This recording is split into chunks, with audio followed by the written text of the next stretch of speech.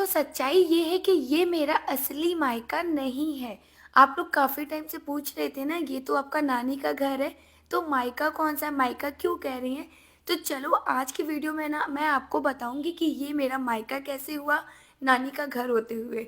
तो hey guys नमस्ते, मेरा नाम प्रतीक्षा है और प्लीज़ मुझे माफ़ करिएगा, मेरा आवाज़ एकदम बैठ गया है, मुझसे बिल्कुल भी बोला नहीं जा रहा, लेकिन फिर भी मैं अपना काम कर रही हूँ। तो चलो पहले मैं आपको अपना होम टूर करवाती हूँ, यानी कि अपने नानी का घर का पूरा होम टूर करवाती हूँ। तो ये वो रूम है, जब हम लोग छोटे थे ना, तो यहाँ पे मतलब किराएदार रहते थे। उनके जाने के बाद हम लोग यहाँ पे बैठ के खूब मस्ती पढ़ाई-लिखाई करते थे। तो ये आज उस रूम की हालत देखो, 20 साल हो गया, 20 साल में रूम पूरा कबाड़ हो रखा है। जब मैं इस रूम में घुसी ना, तो मुझे मेरी मतलब पुरानी सारी यादें ताज़ा हो गई। तो गाइज़ ये है मेरा घर, नानी का घर, जहाँ पे मेरा पूरा बचपन बीता। क्योंकि आप लोग को तो पता है मेरी स्कूलिंग मिर्ज़ापुर से ही हुई है, मैं अपने नानी घर में रह के पढ़ी हूँ। तो ये मेरा सेकंड फ्लोर है और ये जो घर है ना, अभी 2 हिस्से में बँट गया है। मतलब इसके पीछे स्टोरी है, अब मैं क्या ही बताऊँ। नाना के डेथ के बाद ना, मेरे नाना के 2 बच्चे थे, एक मेरी मम्मी और एक मेरी मौसी। तो वन पार्ट में मेरी मौसी रहती हैं और वन पार्ट में मैं हम लोग रहते हैं, यानी कि मेरी मम्मी रहती हैं। तो यहाँ पे आपको एक दीवार दिख रहा होगा, वहाँ से डिवाइडिंग है। तो चलो मैं आपको नीचे चलती हूँ, फिर मैं आपको दिखाती हूँ। तो ये जो हिस्सा है ना, ये मम्मी को पड़ा है। अब पड़ा है नहीं पड़ा है मैं इसमें क्या ही बोलूँ, बस इतना पता है कि मेरी मम्मी रहती हैं। अब जब तक रह रही हैं तब तक रह रही हैं। तो गाइज़ चलो ये दिखाती हूँ आपको अंदर। तो इसमें फ़िलहाल मम्मी ने अभी दरवाज़ा लगवाया, क्योंकि डिवाइडिंग के बाद ना दरवाज़ा-वरवाज़ा टूटा हुआ था। तो मम्मी ने सोचा कि कम से कम कोई भी आएगा तो सोने-वोने के लिए हो जाए। तो यहाँ पे हम लोग का कपड़ा पूरा फैला हुआ है, क्योंकि हम लोग आए थे तो इसी रूम में रख दिए थे, क्योंकि यहाँ पे ना बंदर बहुत ज़्यादा रहते हैं। तो ये है पुराने ज़माने का रूम। तो पूरा गाटर सिस्टम है, मतलब गाटर और पटिया का बनाया जाता है। और ये जो आपको न्यू दीवार दिख रही है ना, बिना प्लास्टर वाली, तो यहीं से मैं आपको जो दिखा रही हूँ, उस पार मौसी लोग रहती हैं और इस पार हम लोग रहते हैं, यानी कि मेरी मम्मी रहती है। बीच में आंगन हुआ करता था जो स्क्वायर में, अब ये आंगन केवल आधा दिख रहा है। तो बड़ा ही अजीब लग रहा था, मतलब बचपन, मतलब जहाँ पे आपका बचपन बीते फिर वो अलग हो जाए ना, तो बहुत अजीब लगता है। तो फिर मैं अपने हस्बैंड जी को ये दिखा रही थी कि ये जो सीढ़ी है ना, मैं अक्सर यहाँ पे फिसला करती थी, फिसल के इस पे आ जाती थी और ये सीढ़ी बहुत खतरनाक है।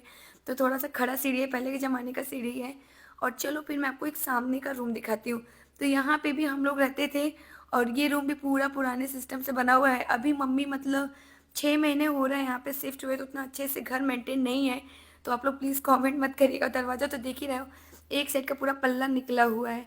तो चलो मैं आपको सेकंड वाला नहीं, फर्स्ट फ्लोर का बारजा दिखाती हूँ।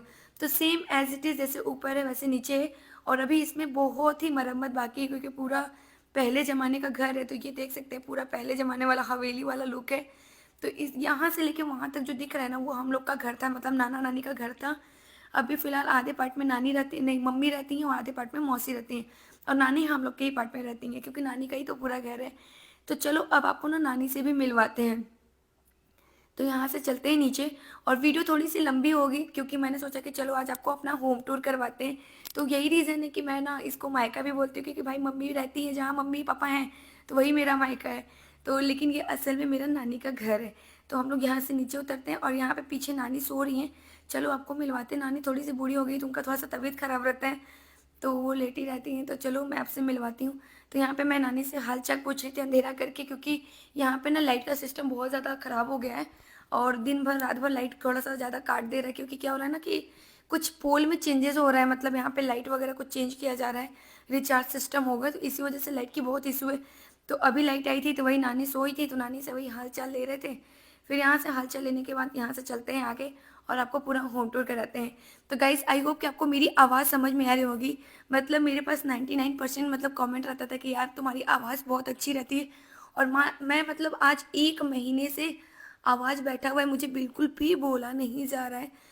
फिर यहाँ पे मैं आ गई वो वज़न लेने वज़न तौलने मेरी बेटी को मैंने चढ़ाया, तो मेरी बेटी का भी वेट घट गया है, 15 किलो की हो गई है और पता नहीं कैसे मेरा वेट 47 किलो का हो गया है, मैं 40 किलो की थी। शायद काँटा में कोई दिक्कत होगा तो कुछ चमत्कार ही हो गया, मैं 47 किलो की हो गई। चलो फिर यहाँ पे ये मेरी मम्मी का शॉप है, मम्मी यहाँ 6 महीने से रह रही हैं, तो यहाँ पे अपना दुकान डाली, क्योंकि भाई रहना है तो जीने के लिए आदमी को काम करना पड़ता है। तो यहाँ पे मेरी मम्मी रहती हैं और मेरे मायके में मेरे पापा रहते हैं। तो हफ्ते में 3 दिन 4 दिन पापा यहाँ आ जाते हैं, 2-3 3 3 दिन वहाँ पे रहते हैं, मतलब मेरा जो असल मायका है। तो यहाँ पे देख सकते हो ये पूरा एक छोटा-सा toffee, biscuit, cold drink, ice cream, चाय की दुकान है। यहाँ पे मेरी मम्मी बैठी हुई हैं। फिर यहाँ से हम लोग आगे बुआ जी के घर, यहाँ पे देवर जी ने लेकर आ गए सरप्राइज़ मेरे लिए, क्योंकि आज ही मतलब 1 अप्रैल को मेरा हुआ था 1 मिलियन इंस्टाग्राम पे कंप्लीट। तो मुझे बिल्कुल भी अंदाज़ा नहीं था ये 1 मिलियन का केक बनवा कर ले आए, और बहुत ही रैंडमली, मतलब हम लोग का कोई प्लान नहीं था बुआ जी के घर आने का, क्योंकि हम लोग सोचे थे कि वहीं से निकल लेंगे। फिर सोचे कि नहीं चलो जाते-जाते मिल के जाते, तो यहाँ पे ये प्लानिंग हो गई। तो यहाँ पे मेरे देवर जी डेकोर कर रहे हैं 1 और एम लेकर आ गए। कहे नहीं भाभी ऐसे कैसे सेलिब्रेट करना तो बनता है, तो यहाँ पे हम लोग 1 मिलियन के सेलिब्रेशन कर रहे हैं। ज़्यादा कुछ तो नहीं, बस केक कट किया। और मेरी बेटी को तो पता ही है आप सबको कि केक कट करना बहुत पसंद है। तो थैंक यू शुभ, इतना अच्छा पार्टी देने के लिए, मतलब मुझे बिल्कुल भी यकीन नहीं था। मेरी खुशी दुगना बढ़ गई, सच बता रही हूँ। और आप सभी का दिल से थैंक यू मुझे इतना ज़्यादा सपोर्ट करने के लिए। मैंने एक चीज़ नोटिस किया है, मेरी आवाज़ एकदम बैठी हुई है, फिर भी आप लोग मेरी वीडियोज़ को बहुत ज़्यादा प्यार देते हैं। तो उसके लिए दिल से थैंक यू, एंड 1 मिलियन के लिए मेरी इंस्टा फैमिली, मेरी फेसबुक फैमिली फैमिली सबका दिल से शुक्रिया। तो यहाँ पे मेरी देवरानी मेरा केक डेकोर कर रही है, और इस बार उसने कैंडल सही लगाया क्योंकि अपने बर्थडे पे तो इसने कैंडल खराब, मतलब उल्टा लगा दिया था। हम लोग बहुत मज़ा लिए थे। फिर यहाँ पे बुआ जी हैं, सिमरन है, शुभ है, और मेरे पति देव हैं, बीच में देवर जी हैं, और भाई जिनको तो जानते हैं, जिनकी अभी शादी हुई है, बगल में देवरानी जी हैं। और यहाँ पे मेरी बुआ जी बहुत ही मज़ाकिया है, मतलब इनके साथ रहोगे तो हंसते ही रह जाओगे, सच बता रही हूँ। फिर यहाँ पे हम लोगों ने मिलके केक कट किया और बहुत मज़ा आया। तो फिर से thank you, thank you, thank you, thank you. मैं कितना थैंक यू करूँ उतना कम है। और प्लीज़ मुझे सजेस्ट करना कि मेरा गला कैसे सही होगा। मैं मतलब 600-700 का दवा, मतलब हर हफ्ते दवा आ रहा था, वो दवा भी मैंने खाया और मतलब ठीक ही नहीं हो रहा है। फिर यहाँ पे मैंने बुआ जी को केक खिलाया, फिर आशीर्वाद लिया, फिर बुआ जी ने भी मुझे केक खिलाया। ये रिवाज तो चलता ही रहेगा। तो फिर यहाँ पे देवरानी जी भी बहुत हंस रही हैं। मेरे जो देवर जी ना कुछ मजाक करते रहते हैं। और यहाँ पे मेरी बिटिया रानी अपने पापा जी को जाके केक खिला रही है, और किसी को नहीं खिलाई, सिर्फ अपने पापा को जाके खिलाई। फिर यहाँ पे सूप भी आ गए, तो मैंने सूप को खिलाई, क्योंकि भाई इनको तो बनता है, क्योंकि इनकी वजह से ये पार्टी मतलब मुझे मिली है। तो इतना बोलते-बोलते 7 मिनट हो गया, मेरा गला और ज़्यादा बैठ गया है। तो यहाँ पे मेरी सिमरन को भी मैंने केक खिलाया, और यहाँ पे हमने ढेर सारी मस्ती की। फिर फाइनली आती है पारी हस्बैंड जी की, क्योंकि इनके बिना तो मैं अधूरी हूँ। तो मैंने भी इनका भी आशीर्वाद लिया, केक खिलाया। फिर उसके बाद फूफा जी कहीं बाहर चले गए थे, तो इसलिए उनको नहीं खिला पाए। तो ये है मेरी पूरी फैमिली, ये है 2 छोटे-छोटे प्यारे-प्यारे बच्चे जो मेरी ननद ही लगेंगे, लेकिन मैं इनको बेटा-बेटा कहती हूँ। तो इनको भी केक खिलाया, और इसका नाम है सिट्टी, और एक का नाम पता नहीं क्या था, मैं भूल गई, मानवी या मान्या करके नाम था।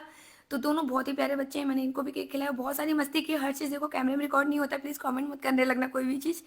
फिर यहाँ से चलो केक को खिलाने के बाद, मेरी बेटी को बहुत ज़्यादा केक पसंद है, तो फिर मैंने सोचा कि नहीं बुआ जी को और खिलाते, क्योंकि बुआ जी ने थोड़ा सा ही खाया था। तो फिर बुआ जी को और केक खिलाया। फिर मेरी बेटी यहाँ पे बार बार वेट कर रही है कि मुझे केक चाहिए, तो उसे मैंने प्लेट में निकाल के दिया। और मैं वीडियो को थोड़ा सा फास्ट फॉरवर्ड कर दी, क्योंकि वीडियो काफ़ी ज़्यादा लंबी हो जाएगी, आप लोग भी बोर हो जाओगे। फिर यहाँ पे बुआ जी ने बोला कि सबको प्लेट में निकाल के दे दो, जिसको जिसको केक खाना है। तो सबको मैंने प्लेट में निकाल के दे दिया। सिमरन बोली कि नहीं भाभी मैं नहीं खाऊंगी, मैं ऑलरेडी बहुत ज़्यादा खा चुकी हूँ। तो यहाँ पे मैंने जिसको जिसको खाना था सबको केक निकाल के दे दिया।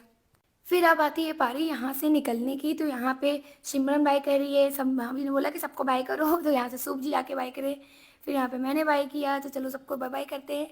और अब बुआ के घर से निकलने की टर्न आ गई, क्योंकि अब हम लोग को निकलना है घर, क्योंकि गाड़ी दूसरे के लेकर आए, क्योंकि उनका अलग बुकिंग चलता है नेक्स्ट डे। तो हम लोग को आज रातों रात घर पहुँचना था। तो फिर मैं यहाँ पे आ गई अपने नानी के घर में। तो मिर्ज़ापुर में मेरी नानी का घर है, और मेरा मम्मी का भी घर है, यानी कि मेरी नानी का घर है और मेरी बुआ का घर है, बुआ सास का।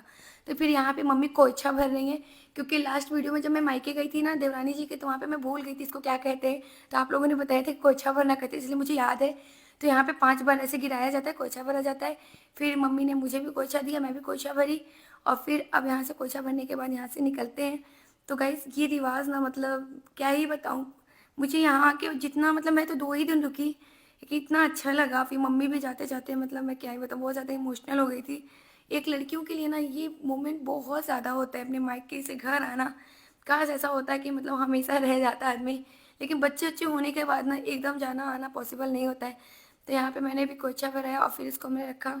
और और मुझे यहाँ पे बिल्कुल भी समझ में नहीं आ रहा था कि मैं क्या करूँ, क्योंकि मेरी मम्मी बहुत ज़्यादा इमोशनली हो गई थी। अब मुझे पता है कि अगर मैं रो दी ना, तो मम्मी बिल्कुल भी मतलब नहीं रह पाएगी, क्योंकि मम्मी मेरी यहाँ पे अकेले शॉप खोली है।